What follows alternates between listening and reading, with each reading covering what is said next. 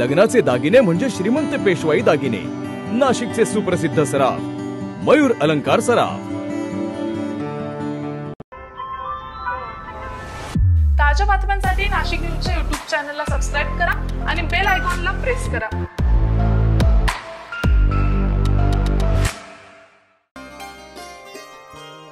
नाशिक शहरातील प्रभाग क्रमांक 21 मध्ये आज श्रीराम अक्षता मंगल कलश शोभा यात्रेचे आयोजन करण्यात आलेले होते। अयोध्येत 22 जानेवारी रोजी श्रीराम मंदिरात रामलल्लांची प्राणप्रतिष्ठापना होणार आहे आणि या सोहळ्याचे निमंत्रण देण्याकरता अक्षता घेऊन ही कलश यात्रा प्रभाग क्रमांक 21 मधून काढण्यात आली। प्रभाग क्रमांक 21 चे माजी नगरसेवक प्रताप मेहरोलिया यांनी अयोध्या येथून आलेल्या कलश मर्यादा पुरुषोत्तम प्रभू श्रीराम प्राणप्रतिष्ठापना निमित्त अक्षता कलश पूजन आणि पदयात्रा काढलेली होती। ही शोभायात्रा महर्षी वाल्मिकी भगवान मंदिर, फर्नांडिसवाडी येथून चव्हाणमळा मार्गे जगतापमळा, आनंदनगर, मुक्तिधाम रोडनं दत्त मंदिर पर्यंत आयोजित करण्यात आलेली होती। या यात्रेत भगवान वाल्मिकी यांची मोठी मूर्ती आकर्षकपणे सजवून ठेवण्यात आलेली होती। यावेळी कलश पूजन देखील पार पडले। यावेळी भाविकांनी दर्शनाचा लाभ घेतला। माजी नगरसेवक प्रताप मेहरोलिया आणि माजी नगरसेविका कोमल मेहरोलिया यांनी याबाबत आपली प्रतिक्रिया व्यक्त केलेली आहे।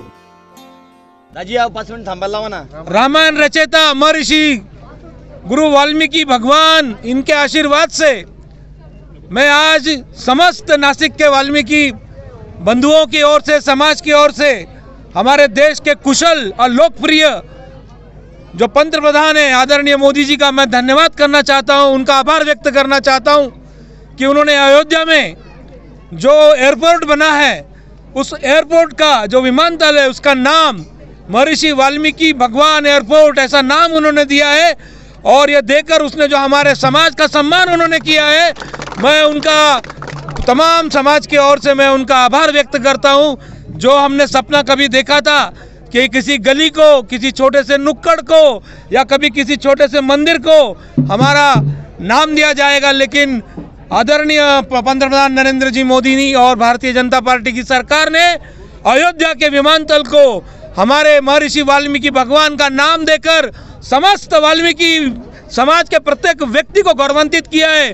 मैं भारतीय जनता पार्टी और आदरणीय नरेंद्र मोदी जी, इनका मैं तमाम समाज की ओर से धन्यवाद करना चाहता हूं। और पुनश्च एक बार सब जोर से बोलेंगे, बोल गुरु वाल्मीकि भगवान की जय, बोल प्रभु रामचंद्र की जय, सीता मैया की जय, बजरंगबली की जय। जसं आपल्या सगळ्यांना माहिती आहे की सगळ्यांकडून अयोध्येत जाणं पॉसिबल नाही आणि आज सगळं भारत देशाचं हा स्वप्न होतं की अयोध्येचं मंदिर हे बनलं पाहिजे।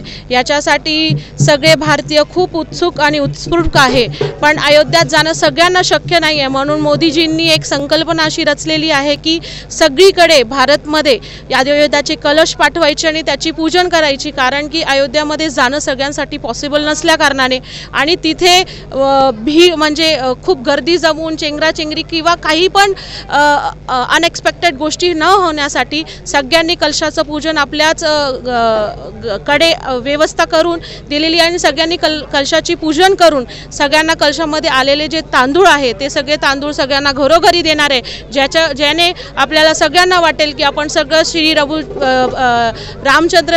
रामचंद्रजींचे जी भूमी आहे त्याला आपण दर्शलेलो आहे असं वाटायला पाहिजे। म्हणून सगळ्यांना कळसाचे दर्शन करण्यासाठी आज कळस आपल्या प्रभाग क्रमांक 21 मध्ये आलेला आहे। तसेच